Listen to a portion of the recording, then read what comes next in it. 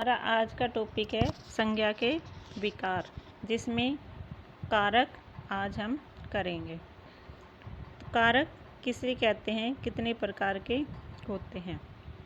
तो कारक, जैसे मैं पुस्तक पढ़ती हूँ, मैं पिताजी के लिए चश्मा लाया हूँ, पेड़ से पत्ता गिरा, वह कलम से लिखता है।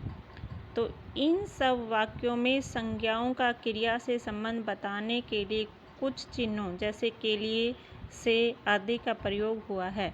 इन्हें परसर्ग या कारक चिन्ह या विभक्ति चिन्ह भी कहा जाता है।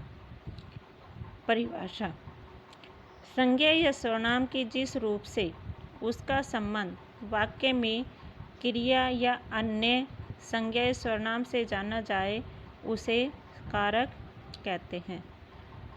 तो हमारा फर्स्ट क्वेश्चन भी होगा, कारक किसे कहते हैं, इसके भेदों के नाम लिखिए। तो आपने आंसर में लिखना है, संज्ञा सर्वनाम के जिस रूप से उसका संबंध वाक्य में क्रिया या अन्य संज्ञा सर्वनाम से जाना जाए, उसे कारक कहते हैं। इसके कारक के भेद, कारक के 8 भेद माने गए हैं।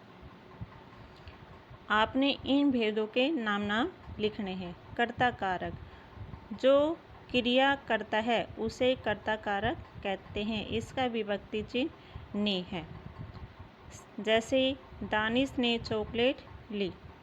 नेक्स्ट है कर्म कारक, वाक्य में जब क्रिया का फल कर्ता पर न पड़कर किसी अन्य संज्ञा या सर्वनाम पर पड़ता है, उसे कर्म कारक कहते हैं। इसका विभक्ति चिन्ह को है। यह विभक्ति चिन्ह सकर्मक क्रियाओं के साथ ही लगता है। को विभक्ति चिन्ह का मुख्यतः प्रयोग प्राणीवाचक संज्ञाओं के लिए ही किया जाता है। जैसे किरण ने रूबी को पहुंचाया।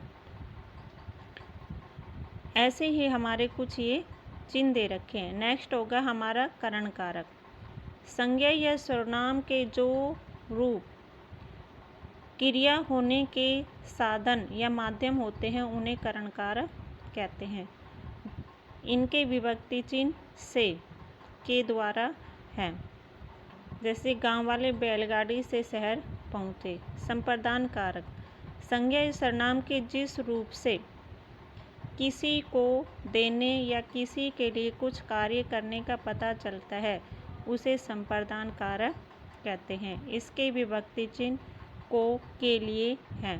जैसे मुख्य अतिथि ने कवियों को सम्मान पत्र प्रदान किए। कर्म कारक और संप्रदान कारक में अंतर। तो हमारा सेकंड क्वेश्चन भी यही होगा, कर्म व संप्रदान कारक में क्या अंतर है। तो आपने आंसर में लिखना है, कर्म कारक में क्रिया का फल कर्म पर पड़ता है। संप्रदान कारक में कर्ता किसी को कुछ देने का कार्य करता है। दोनों कारकों में को विभक्ति के कारण भूल होने की संभावना रहती है। तो नीचे एग्जाम्पल दिए हुए हैं कर्म कारक और संप्रदान कारक के। जैसे यशोदा ने कृष्ण को पुकारा, यशोदा ने कृष्ण को बांसुरी दी। आपने एक एक एग्जाम्पल ही लिखना है। नेक्स्ट है अपादान कारक, संज्ञा के जिस रूप से अलग होने का भाव होता है, उसे अपादान कारक कहते हैं। इसका विभक्ति चिन्ह से है। जैसे वृक्ष से टहनी गिरी।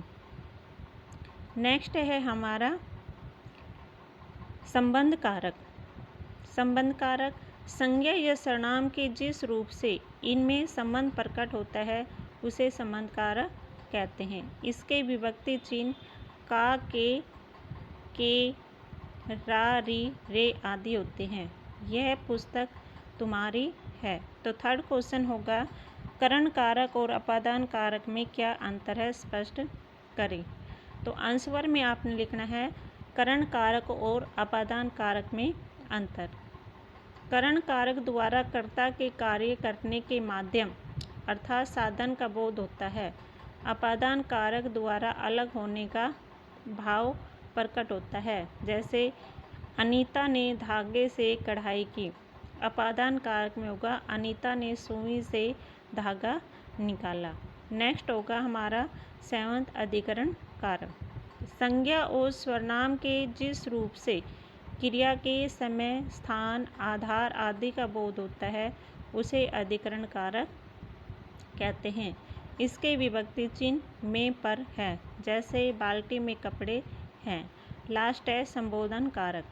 जिस संज्ञा या सर्वनाम शब्द का प्रयोग संबोधन के रूप में किया जाता है उसे संबोधन कारक कहते हैं। इसमें संज्ञा सर्वनाम शब्दों से पहले हे, ओ, अरे, अरि आदि शब्द लगते हैं।